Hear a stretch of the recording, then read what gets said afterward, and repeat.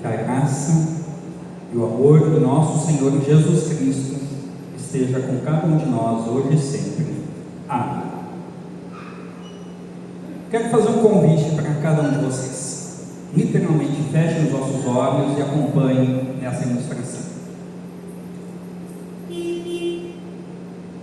Imagine você caminhando por uma cidade estrangeira, com um mapa antigo em suas mãos. As ruas são confusas, os nomes mudaram e a paisagem parece em constante transformação. A cada esquina, uma dúvida: estou no caminho certo? É fácil se sentir perdido. Agora imagine que, em meio à confusão, uma luz suave começa a brilhar sobre um mapa. E de repente, os caminhos se tornam claros.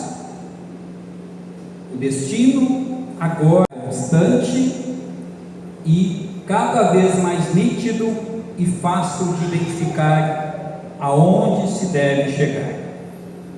Uma cidade começa a surgir na frente dos nossos olhos com uma beleza indescritível, com portas de pérolas de ouro, pérolas as mais diversas que você possa imaginar, ruas de ouro.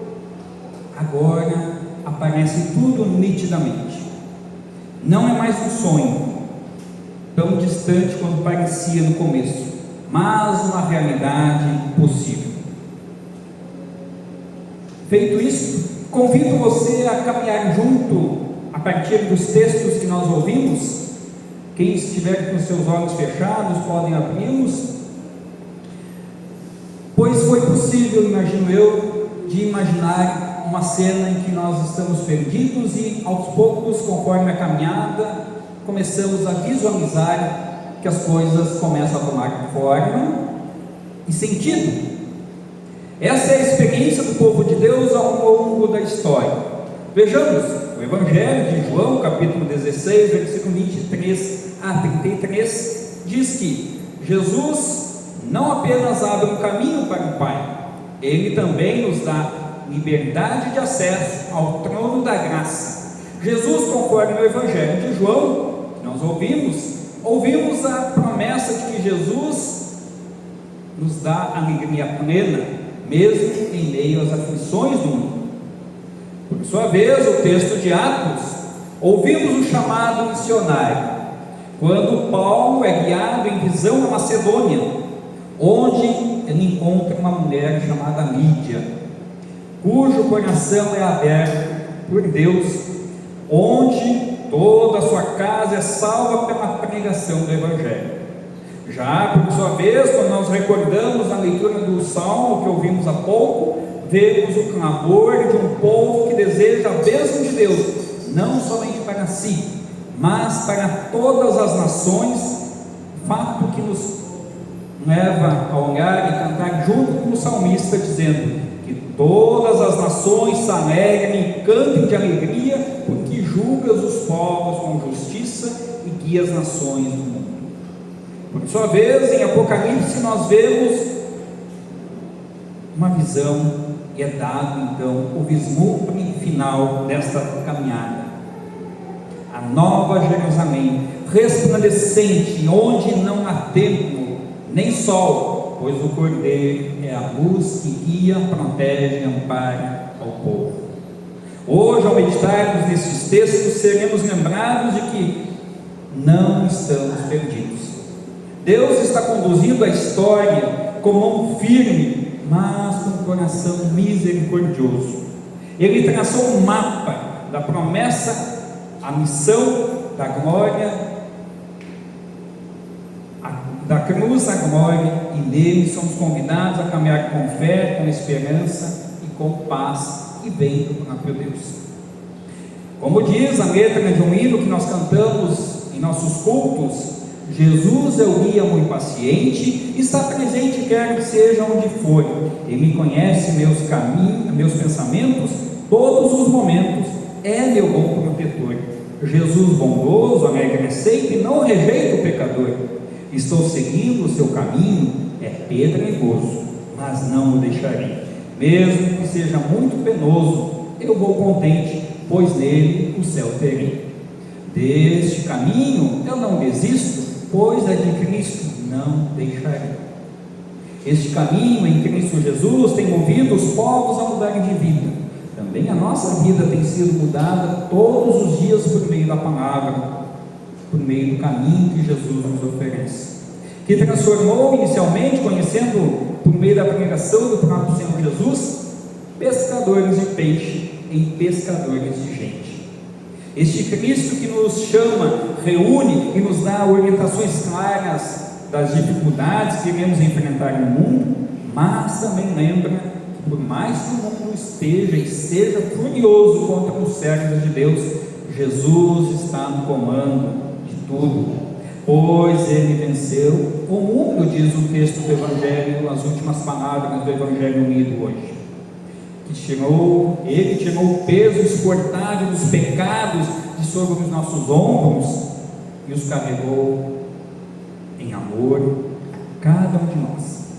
Contudo, o próprio Jesus nos faz manter os pés no chão e lembra que a salvação é dada para todos por causa dele, mas que mesmo justificados por sua obra salvadora, ainda assim nós vamos sofrer. É o que nos diz o Evangelho. Essa caminhada na fé, mesmo com sofrimentos, é cheia de promessas de que nunca estaremos só. A vida da igreja é um constante caminhar em direção à vida eterna, a nova Jerusalém. Estamos em constante movimento, estamos aqui. Jesus nos promete, por exemplo, em João, nessa nossa caminhada, que Ele é a luz do mundo. Ele diz em João 8, versículo 12: eu sou a luz do mundo, quem me segue nunca andará na escuridão, mas terá a luz da vida.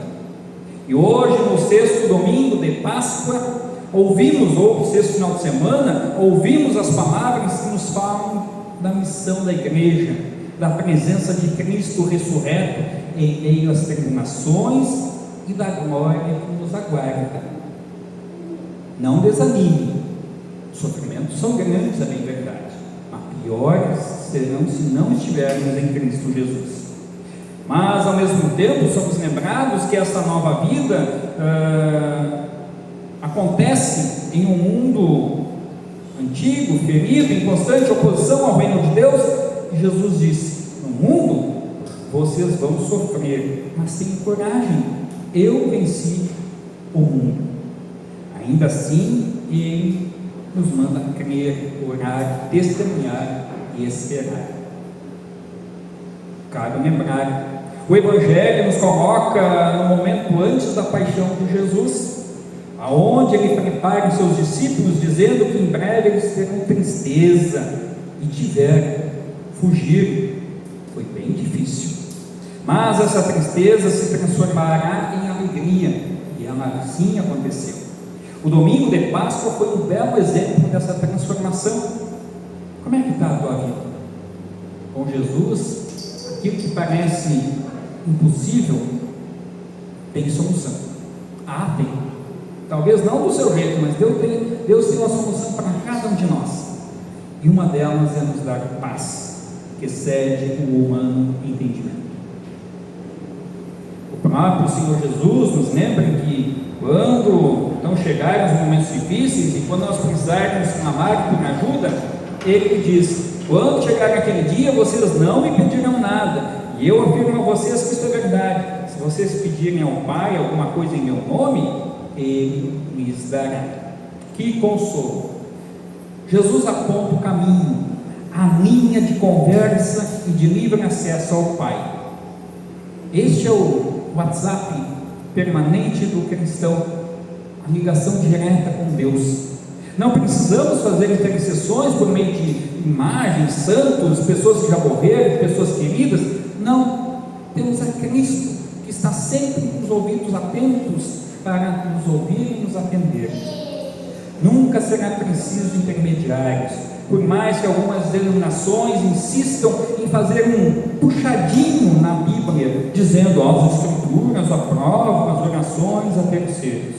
Não aprovam. Infelizmente, corrompem textos bíblicos, fazem teologia antibíblica. Outros fazem isso vendendo amuletos, como garrafas d'água, panos, toalhinha, cuspe na boca dos fiéis. É triste, gente.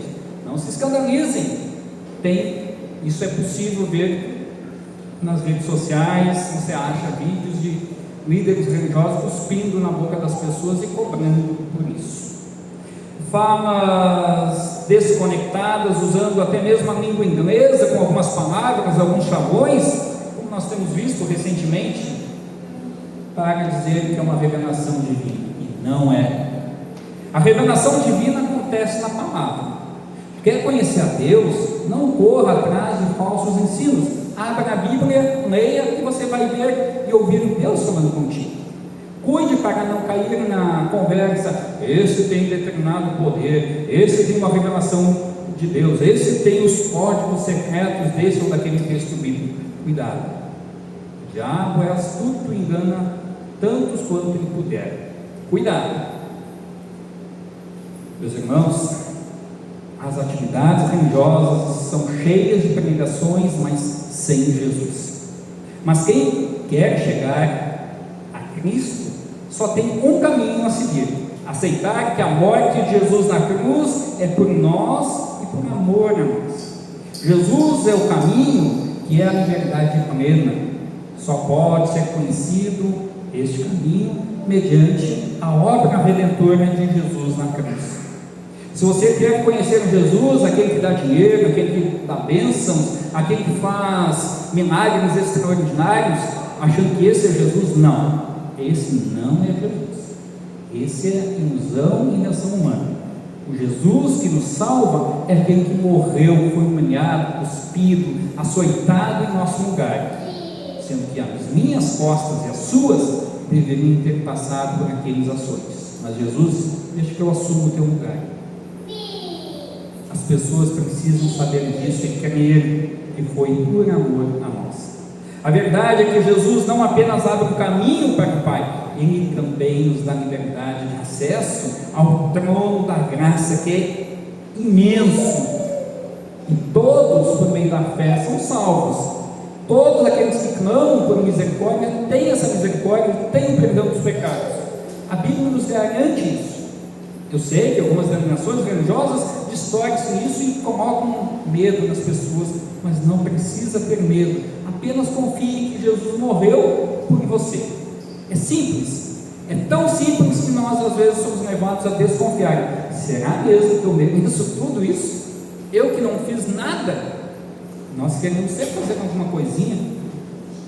Sim, nós temos que fazer na nossa casa, cuidar, manter a casa limpa, manter a nossa higiene e assim por diante. Mas quanto à salvação, é obra exclusiva de Jesus. Meus irmãos, ser seguidor de Jesus não significa que teremos uma boa vida terrena sem problemas. Importante lembrar que Ele não nos promete uma vida confortável, mas uma vida sustentada por sua presença e a sua paz. Então Ele proclama: tem de bom ânimo, eu venci o mundo. Essa é a chave do Evangelho. A paz de Cristo não é a ausência de conflitos, mas é a certeza da vitória final.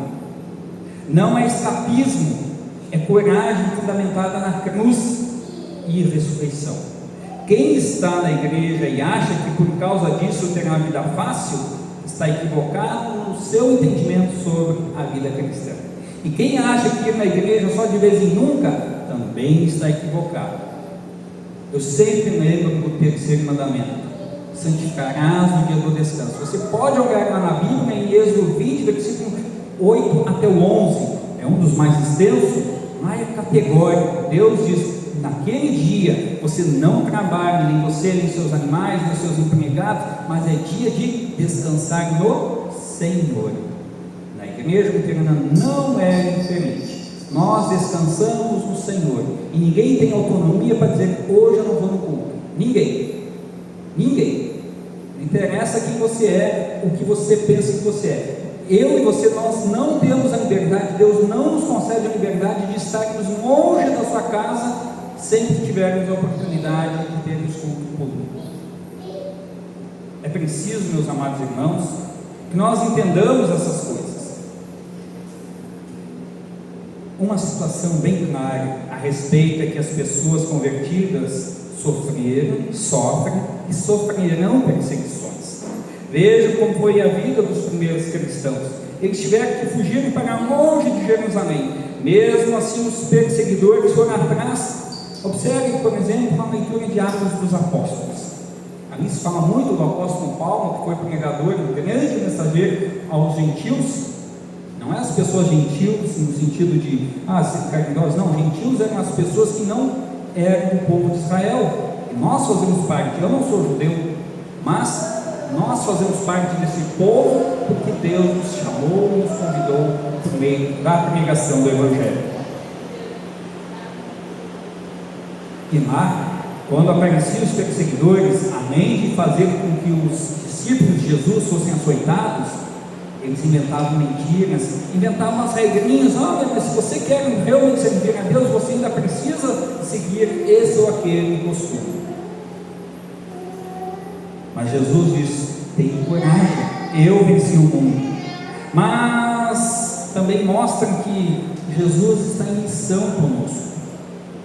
Este mesmo Jesus disse em Mateus 28, versículo 20, e lembrem disso: eu estou com vocês todos os dias até o fim dos tempos. Esse Cristo vitorioso, que promete estar junto com os seus, é também o Cristo missionário. É o Cristo que vai ao encontro do povo, que vai ao nosso encontro e nos convida: vamos juntos a levar o Evangelho para essa ou aquela pessoa que ainda não conhece. Vejamos, em Atos 16, vemos a história da primeira conversão registrada em solo europeu. Lídia, uma mulher gentia, comerciante de púrpura, morava na cidade de Filipos. Paulo chega ali, por revelação divina, é intimado a estar lá. E ele vai. Uma visão de um homem da Macedônia pedindo socorro. Ao pregar na beira do rio, diz o texto, que lá tinha uma mulher chamada Lídia, que ouvindo a palavra, Deus lhe abriu a mente, o entendimento, para que ela compreendesse a vontade de Deus. Talvez tem pessoas com quem você convive, estão aguardando você falar a respeito de Jesus, para que elas também tenham as suas mentes abertas e venham compreender quem é Jesus para elas. Tem muita gente. Faça uma pesquisa, converse com seus amigos e pergunte quem é Jesus. A maioria vai dizer: não, Jesus é um cara legal, uma pessoa bacana. Poucos vão dizer: ele é o meu Salvador. Pouquíssimos, infelizmente. É o Senhor Jesus que abre o meu e o seu coração. É Ele que nós devemos pregar, anunciar, testemunhar a respeito dele. Ele que nos convida a confiarmos na sua palavra. Ele que nos convida a não duvidarmos em hipótese alguma. Pois como o próprio Deus nos diz por meio de Isaías 55, versículo 10 e 11, a chuva, inclusive está chovendo neste momento, e a neve cai do céu e não voltam até que tenham regado a terra, fazendo as plantas brotarem, crescerem e produzirem sementes para serem plantadas e darem alimento para as pessoas. Assim também é a minha palavra, ela não volta para mim sem nada, mas faz o que me agrada fazer e realiza tudo o que eu prometo. No texto de Atos, vemos que Lídia não apenas crê, mas oferece hospitalidade. A fé verdadeira produz frutos. Ela, no caso Lídia, diz o texto, foi batizada juntamente com todos da sua casa. E a sua vida se torna uma expressão da nova realidade do reino de Deus. Neste contexto também o Salmo 67 se encaixa perfeitamente aqui. Ele não é uma oração de pedido de bênção de Deus sobre o povo de Israel tão somente. Hoje nós também podemos dizer que é uma oração de bênção sobre nós que estamos aqui e que comungamos e vivemos neste mundo, mas também um pedido de bênção para todas as pessoas do mundo inteiro, para que todos louvem e exaltem ao Criador. O povo de Deus sempre foi chamado a ser luz para os povos. Não fomos escolhidos para nos isolar, mas para irradiar a graça recebida. O Salmo ecoa o envio missionário que Jesus tem para mim e para você. Que todos os povos louvem, mas para que todos os povos louvem, eles precisam o que mesmo? Ouvir o Evangelho. Pois se não ouvirem o Evangelho, como é que eles vão crer? Como que vão crer? Então é eu e você. E algumas pessoas, bom, Jesus diz: ide fazer discípulos. Aí elas querem sair daqui, viajar para tal lugar, eu vou ser um missionário. Não, mas no meu dia a dia, na minha família, com os meus amigos, meus colegas de trabalho, na escola, onde eu estiver, Deus quer que eu anuncie o Evangelho. E esse indo, o ide, é indo, é no dia a dia, não é um momento especial tão somente, fazer uma ação evangelística, não, é todos os dias um bom testemunho, com tranquilidade, com sinceridade, sem inventar coisas. Um exemplo, adianta você dizer: olha, lá na minha igreja tem bancos almofadados, tem alguém que vai te servir um copo d'água sempre que você precisar. Você vai estar mentindo, porque a pessoa vai vir aqui, ela até pode se sentir atraída, mas vai chegar aqui e dizer: bom, esse fulano me mentiu. Assim é a vida de quem não vive corretamente a palavra de Deus e inventa coisas. Nós precisamos ser autênticos, não podemos inventar aquilo que não temos autonomia para fazer. Meus irmãos, é importante que nós compreendamos essas coisas, pois nós vemos na visão do texto de Apocalipse a completude, o vislumbre final deste grande acontecimento e a oportunidade que é servir a Deus ainda neste mundo, para então, a cada passo, assim como nós ouvimos na ilustração inicial, conforme vamos caminhando, vamos ter clareza dos caminhos que precisam ser seguidos, e nós não vamos nos desviar, não por conta própria, mas porque Deus, o Espírito Santo, vai nos conduzir e nos guiar. E como é que isso acontece? Por meio da palavra que nós ouvimos. Não tem como alguém se manter na fé se não ouvir a palavra. Vocês que trabalham na roça, adianta jogar semente e nunca mais aparecer, só querer comer? Assim é a vida do cristão.